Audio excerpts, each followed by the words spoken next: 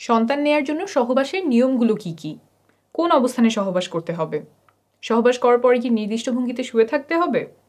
ঘন ঘন বীর্যপাত করলে কি পুরুষের প্রজনন ক্ষমতা কমে যায়? এমন অনেকগুলো প্রশ্ন আপনাদের কাছ থেকে এসেছে। এই ভিডিওতে বিষয়গুলো সহজ করে বোঝাবো। একদম হাত কলমে দেখিয়ে দিচ্ছি।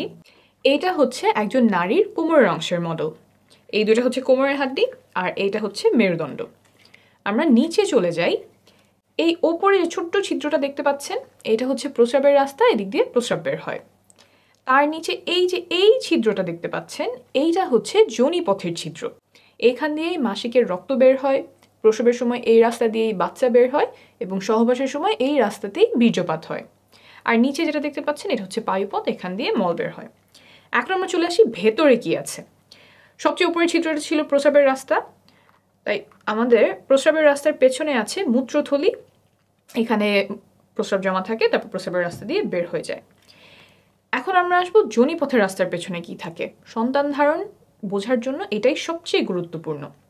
যোনিপথের পেছনে থাকে এই জিনিসটা, আস্তে আস্তে বোঝাই। এই যে দেখছেন ছিদ্রটা, এটাই হচ্ছে যোনিপথের ছিদ্র। এদিক দিয়েই রক্ত বের হয়, এদিক দিয়েই বীর্যপাত হয়, আবার এই রাস্তা দিয়েই বাচ্চা প্রসব হয়। তো এইখানে হচ্ছে আমাদের বীর্যপাতটা হয়। বীর্যপাত হওয়ার পরে শুক্রাণু এইখান থেকে চলে যায় জরায়ুতে। জরায়ুটা হচ্ছে এই জিনিসটা, এই যে এইটা হচ্ছে আমাদের জরায়ু। ভেতর থেকে কিরকম দেখা যায়, ভেতর থেকে এরকম দেখা যায়। আমি আরেকটা ভালো মডেলে এই যোনিপথ এবং জরায়ুটা দেখাচ্ছি। এই যে এটা একই, এই জায়গাটা, এইটা হচ্ছে আমাদের যোনিপথের ছিদ্র, এই দিক দিয়ে মাসিকের রক্ত বের হবে। ভেতর থেকে যদি আসি, তাহলে এই যে এইখানে আমার যোনিপথের ছিদ্র, এইটা হচ্ছে যোনিপথ, আর এই যে এইটা হচ্ছে আমাদের জরায়ু। সহবাসের সময় এই জায়গাটাতে বীর্যপাত হয়।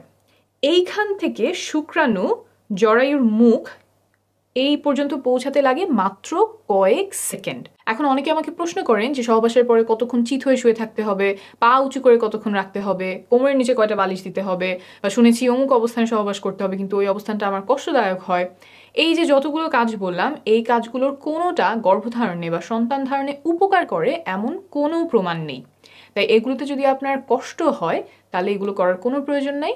আপনার যদি ভালো লাগে তাহলে করতেই পারেন।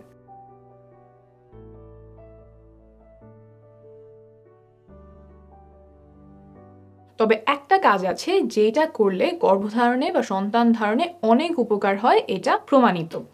সেটা হলো সঠিক সময়ে সহবাস করা। সঠিক সময় বলতে এই যে এখানে যে বীর্যপাতটা হলো, তারপর শুক্রাণুর কিন্তু অনেক দূর পর্যন্ত যেতে হবে। শুধুমাত্র জরায়ুতে গেলেই হবে না, জরায়ুর পরেও আরও রাস্তা আছে, সেটা আমি দেখাচ্ছি। এই যোনিপথ পার হয়ে, জরায়ু পার হয়ে নালী পর্যন্ত আসতে হয়। এই যে জরায়ুর দুই পাশে যে জিনিসটা দেখছেন, এইটাই ডিম্বাশয়। এইখানে ডিম্বাণু থাকে, তারপর ডিম ফুটে বের হয়ে নালীতে আসে। এইখানে এসে ডিম্বাণু শুক্রাণুর সাথে মিলিত হয়।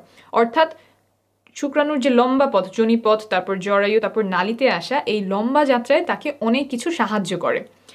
যোনিপথের যে স্রাব আছে, জরায়ুর যে স্রাব আছে, তারপর সংকোচন প্রসারণ, এই সব মিলে শুক্রাণুর পথটাকে সুগম করে। কিন্তু এই সুগম করার কাজ সে মাসের একটা নির্দিষ্ট সময়েই করে, যেটাকে আমরা বলি ফার্টাইল টাইম। অন্য সময়গুলোতে এই স্রাবগুলো শুক্রাণুর জন্য সহায়ক না, দরজাগুলো বন্ধ করে দেয় যাতে শুক্রাণু জায়গা মতো পৌঁছাতে পারে না। তাই এই ফার্টাইল টাইম বা সঠিক সময়, সহবাসের সঠিক সময় জানাটা খুব গুরুত্বপূর্ণ। কিছু লক্ষণ আছে যা দেখে এই সময়টা খুব ভালোভাবে চিনতে পারা যায়। এটা নিয়ে আমি আলাদা একটা ভিডিও করেছি, আপনারা চাইলে দেখে নিতে পারেন। এখন আসি এমন একটা বিষয়ে যাতে সন্তান ধারণের ক্ষমতা কমে যাওয়ার সম্ভাবনা আছে। সহবাসের সময় অনেকে পিচ্ছিল করার জন্য মুখের থুতু ব্যবহার করেন, আবার কেউ কেউ লুব্রিকেন্ট ব্যবহার করেন। ল্যাবে পরীক্ষা করে পাওয়া গেছে যে থুতু এবং কয়েক ধরনের লুব্রিকেন্ট শুক্রাণুর চলাচল ক্ষমতা কমিয়ে দেয়। তাই সাবধানতা বশত এসব পরিহার করার পরামর্শ দিচ্ছে American society for reproductive medicine.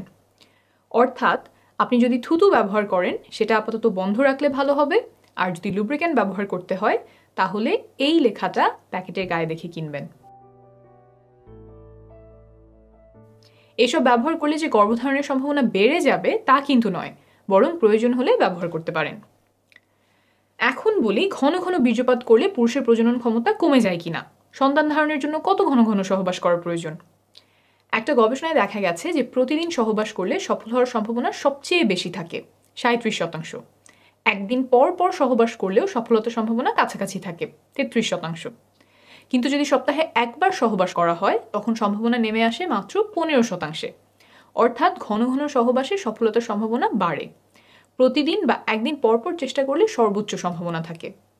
অনেকের একটা ভুল ধারণা আছে যে ঘন ঘন বীর্যপাত করলে পুরুষের প্রজনন ক্ষমতা কমে যায়। অনেকদিন পরপর বীর্যপাত করলে বীর্য ঘন মনে হয়, সেখান থেকে এই ধারণা তৈরি হতে পারে। তবে প্রায় 10,000 বীর্যের স্যাম্পল নিয়ে করা একটা বড় গবেষণায় দেখা গেছে যে প্রতিদিন বীর্যপাতেও শুক্রাণুর সংখ্যা স্বাভাবিক থাকে। আমি নিচে রেফারেন্স দিয়ে দিব, আপনি নিজেই চেক করে নিতে পারবেন। মোট কথা, প্রতিদিন বা একদিন পরপর চেষ্টা করলে সর্বোচ্চ সম্ভাবনা থাকে। আর যদি ফার্টাইল উইন্ডো বা গর্ভধারণের সবচেয়ে সম্ভাবনাময় সময়টা খুঁজে বের করে তখন ঘন ঘন চেষ্টা করা যায় তাহলে আরও ভালো। তবে সবার পক্ষে সব শিডিউল মেনে চেষ্টা করা সম্ভব নয়, অনেকের জন্য সেটা উপযুক্তও হবে না। আপনি নির্ভরযোগ্য তথ্যগুলো জেনে রাখলেন, তারপর আপনার পরিস্থিতি অনুযায়ী যেটা ভালো হয় আপনি সেভাবেই সিদ্ধান্ত নেবেন। আপনি যখন বাচ্চা নেওয়ার চেষ্টা করছেন তখন মা ও শিশু সুস্বাস্থ্যের জন্য কিছু নিয়ম মানা আবশ্যক, যেমন ফলিক অ্যাসিড খাওয়া, যাতে করে বাচ্চার ব্রেইন আর মেরুদণ্ডে জন্মগত ত্রুটি হওয়ার ঝুঁকি কমে যায়। এসব আমি আরেকটা ভিডিওতে সহজে বুঝিয়েছি, প্রয়োজন হলে সেই ভিডিওটি দেখে নেবেন। ভালো থাকবেন, সুস্থ থাকবেন।